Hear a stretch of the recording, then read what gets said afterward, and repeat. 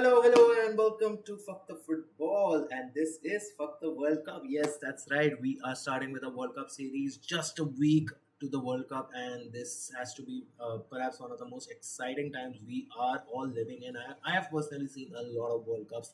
Actually, started watching the World Cup right from 2003. Yes, I am a little old. But yeah, since 2003, and dude, this World Cup honestly is the biggest event that's happening, and there are literally 48 teams. But we are going to talk about two of the good teams first. You have Argentina and you have Portugal, and talk about two of the most entertaining footballers of our generation. Literally, people who we've seen enter the football era as teenagers, and now they're literally in their years, almost at retirement age, and they're still playing the World Cup. I mean, both of them are actually lighting up the stage every now and then, and that's why they deserve to be spoken about first. So let's get right into it.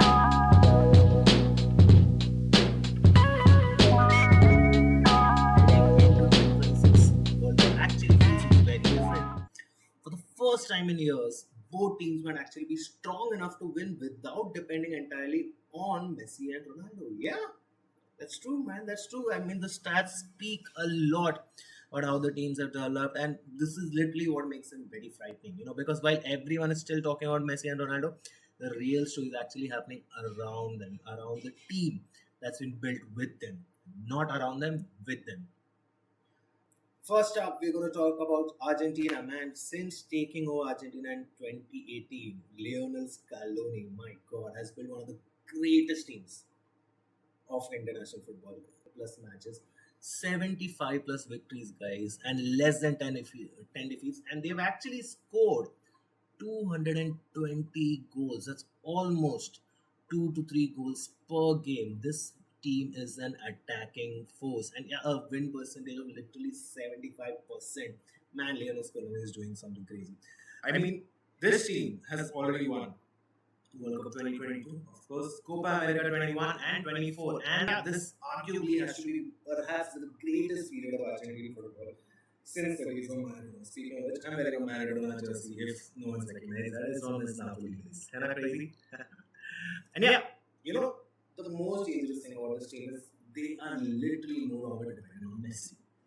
Now, Messi's role actually has changed quite a bit. It's not like Argentina does not need Messi. Lionel Messi still remains Lionel Messi, but he is 39 years old and still able to produce elite numbers with Miami. Had a 20 plus goal season again with Miami, goals and assists and some moments of magic. And by the way, this for the first time in Messi's international career, Messi's game does not influence directly Argentina's game. The team is actually fairly independent of Messi, but of course they perform at a different level than Messi in the game. The team now carries the Messi burden collectively, and that's honestly that's really crazy. Think about it.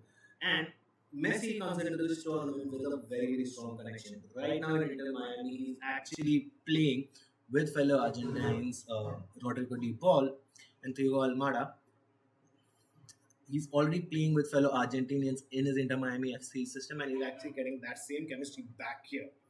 The understanding is already there, the chemistry is already bang on, the relationships are already done, and a lot of these teams are the same people who lifted the 2022 World Cup. Now, we need to go beyond Messi and talk about some of the key players that are going to be fueling this Argentine side. One of them is, of course, Julian Alvarez, one of the most complete forwards of football, a Barcelona target, most probably a Barcelona signed player. A lot of news coming in there, but I think once it's confirmed, we'll talk about it then. And yeah, this guy can literally play a striker. He can play some as a false number 9. He can even play wide forward, man. This guy is a perfect all rounder up top. And then you have Enzo Fernandez. Not the best season with Chelsea, of course, quite a lot of struggles, but this guy delivered every match. He literally controls the tempo. He will dictate the rhythm and he'll make sure everything flows through him. Rodrigo De Paul. Now, this guy is a little engine. He's the emotional heartbeat of Argentina. And Messi gets a lot of fame because De Paul does the deliver. Now today, a lot of the players remain unchanged, and this is actually quite frightening. These guys come with a win percentage of 75%, scoring 2 goals per matches, and having not only Lionel Messi on their team, but actually having much more world class players to support Lionel Messi while they go for this tournament. To be honest, I feel Argentina will be clear tournament favorites this time as well. And I do predict with Argentina, I do see them at least making it to the semifinals. Yes, I do believe that they should be reaching the semifinals, the top four for sure. Have a look at Portugal, because yeah, hey, Argentina have stability. Portugal literally have a frightening depth. Now, Portugal side has some of the most top-notch key players coming out of this system. Right now, you obviously have Ronaldo in this system, but you have two midfielders who have won back-to-back Champions Leagues. They are actually combining with Bruno Fernandes. Feel in itself is scary. Now, Roberto Martinez has done a phenomenal job with Portugal. Just around 30 matches played, he has had 24 victories with 3 defeats. By the 24 victories, that's almost 80% of a win average, and they have scored almost 90 goals across just 30 plus matches. You're already clocking in 3 goals per game. And speaking of 3 goals, that they actually beat Poland at their home ground 1-3, man, 1-3. This is the same Poland that's been led by Robert Lewandowski, and they beat them quite convincingly 1-3. Ronaldo scoring, being on the score sheet once, assisting on the other, and a third own goal. I mean, a lot of the work that the team was put in. If you see those match highlights, you would understand how independent they, as an attack, have become Ronaldo, but how Ronaldo is actually, it's very frightening. Ronaldo is not the target man anymore. He's the target pivot. So for the first goal, it was so beautifully done, wherein Ronaldo gets a header ball and he does not head it directly because his back is against the wall. He actually puts it in as an assist. And all across the match, you could see Ronaldo with his fierce intelligence being present in almost every good time that they had during the match, because Ronaldo was ever present across the field, and that's actually scary because this guy is 41 years old and he has a mentality of a 90 to 20-year-old attacker who still wants to prove himself. That's elite mentality, man. Speaking of Ronaldo, he's actually come off a phenomenal season with Al Nassr. He's done 30 plus goals and assists in the domestic season. This guy's 41, by the way, much better than what I told you about Lionel Messi's domestic record. This guy's 41 and he's literally pulling the team together. He looks like the youngest dude on the pitch even today in all of Al Nassr's matches. And the fact that he's able to pull this trophy off in the fourth season, now that's commitment, man. If you see the core of this all, a player who hasn't been talked about much because obviously his team hasn't given him much to talk about. Apart from that, you have Bruno Fernandes, elite mentality, a world class player, and someone who actually ties a lot of the knots together in the midfield. You have Bernardo Silva. Sorry, I didn't mention him when I mentioned the PSG players, but yes, Bernardo Silva still great, coming off a mad season with Man City and actually planning to leave Man City as well. And perhaps one of the most smartest footballers with the way he picked up that assist from Ronaldo in the Poland game. Absolutely phenomenal. You need to have the intelligence to be in the right position to understand whether Ronaldo is actually going to give a pass there. He was there in the straight line of the pass. That's how good this guy is. You also have Rafael Leo. My God, that fellow. I think from playing with Rafael Leao in FIFA 2 even today, I sometimes do not understand the kind of qualities he brings to the table, but definitely I feel what he's doing is he is bringing in a lot of pace down the wings and this sudden shock to the defenders, wherein that shock gives him enough space to create an opportunity for his team. And I think that's very important, especially in the World Cup, wherein you will have teams who might just go extremely defensive. You need a player like Rafael Leao to break that defensiveness.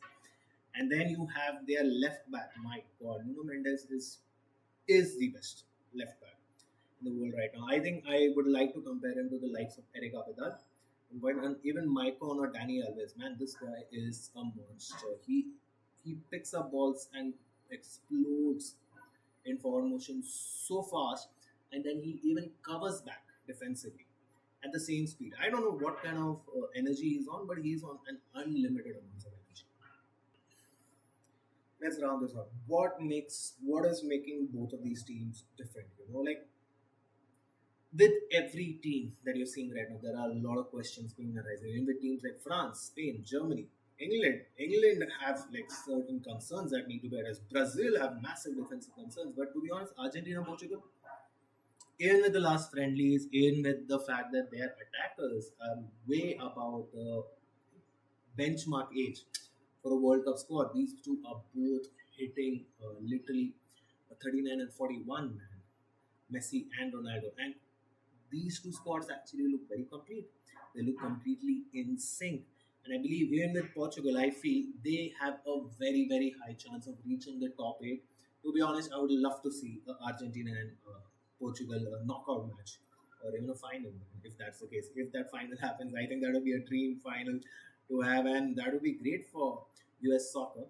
But I hope that's the wish that we all fans get through. I need to go check the tables as well to understand if there is a probability of this happening. To be honest, I feel like Argentina and Portugal are gonna have perhaps the most goat World Cup they could have ever imagined because their goats are gonna kill at this one. What do you guys think? Do put in your thoughts in the comments.